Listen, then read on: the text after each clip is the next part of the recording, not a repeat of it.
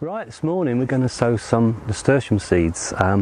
Nasturtiums are lovely plants. They're easy to grow. You can get lots of varieties, amazing colours, and they fulfil a number of functions for the gardener. They're great as a colourful display. You can have them as climbers, you can have them from hanging baskets, and you can scatter them around your plot and in your gardens. One of the great things about nasturtiums for the vegetable grower is that they act as a sacrificial plant. So if you plant them next to brassicas, they will attract cabbage white butterflies, and so rather than the caterpillars and the eggs being on your brassicas, they will be with your nasturtiums, and they also attract black fly as well. So they're a great colourful plant, but they're also a great sacrificial plant. The other thing about them is that you can eat them. They're lovely in salads. If you pick the leaves, for example, when they're quite young, and even the flowers, put them in your salads and they give a lovely peppery flavour to your salads. So I'm just going to plant 6 in a modular cell tray.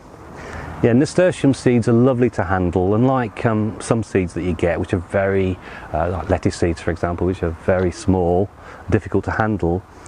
Nasturtium seeds are quite knobbly and easy to pick up. Great actually if you're encouraging children into the garden to sow seeds. So sowing them is quite simple. Basically you create a hole in a cell tray here filled with multi-purpose compost, about 2 centimetres deep, 3/4 of an inch. Pop it down there, and you just do that for each one. If you want to, you can pop a couple in like so, if you want to maximise your compost, or just one, whichever. And you can sow these in modular trays from March through to June, in fact. If you're sowing directly outside, leave it till sort of April, and you just cover the seeds up like so